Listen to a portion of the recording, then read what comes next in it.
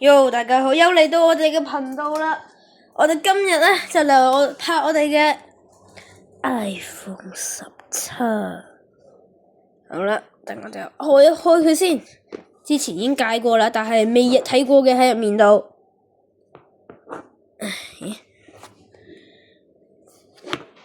哇，真係唔同啲喎。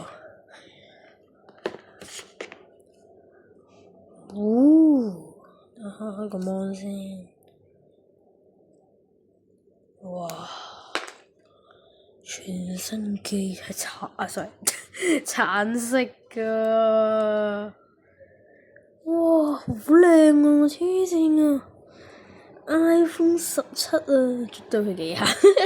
咁佢裏面咧，仲有配條充電線，咁就係呢兩個頭啱咩？咦，咪住，呢個頭係插佢嘅咩？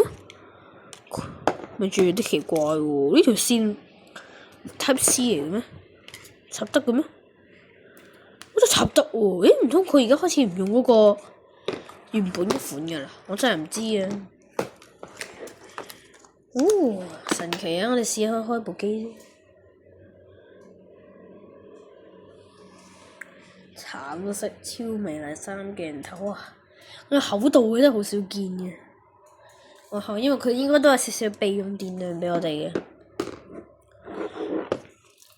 哇！呢個真係勁。咁呢個機係512嘅 Max， 哇！黐線啊！哇！嚟試下功能 ，OK 繼續。算啦，唔關事。哇！鏡中鏡呢啲叫做。開機先。咁得意嘅。OK，哇！佢就係有嗰啲一開始嘅配置啦，相片冇嘢啦，應該係咯，冇嘢。相片入力App Store 佢個 iOS 應該26嘅啦，我猜睇下 iOS 一般iOS 已經26.2好強啊！Safari 啊，正常嘅，不過真係哇，個背景都係特別嘅。咁平時冇，但係都好奇怪喎，聲係咁刪嘅咩？係咪長按啊？又變咗 Siri 喎，可能係 Siri。天空隨住夕陽而褪色。女聲好似習慣少少，呢個新啲先。哇！佢嘅 Siri 係佢之前舊機咧，佢個 Siri 係擺喺中間嗰個有個圈㗎嘛。正常嚟講，佢直接係咁樣。俾個恐怖故事嚟。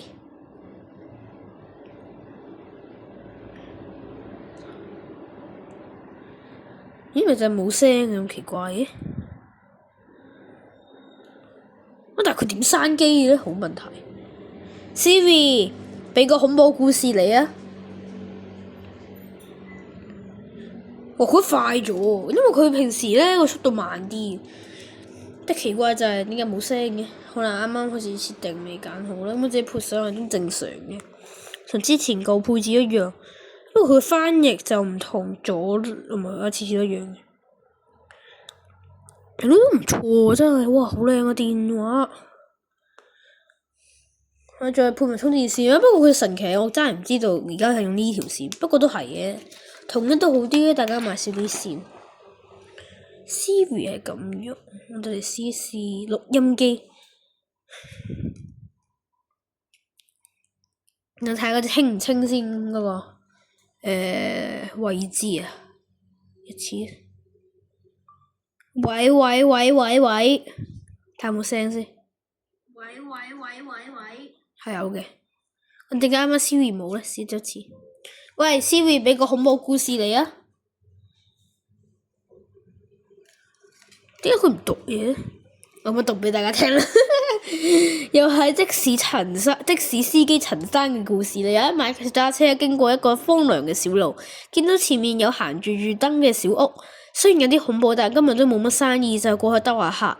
一路上都好黑，佢都唔知道自己去咗幾遠。過到去小屋附近，真係有位着紅色裙嘅小姐揮手截車。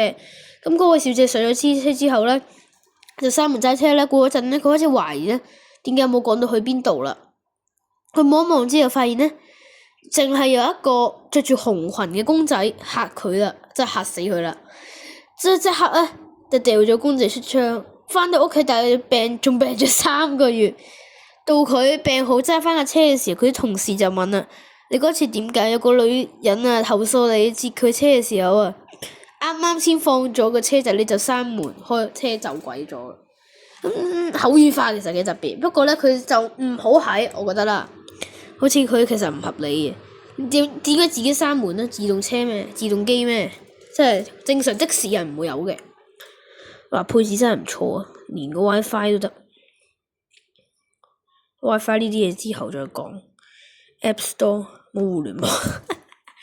Siri 都唔錯，嗰神奇就係佢成個畫面幻彩晒，完全唔同晒。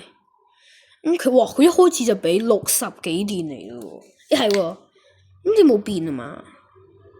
運作中嘅喎。因為 Siri 唔該你走開啊。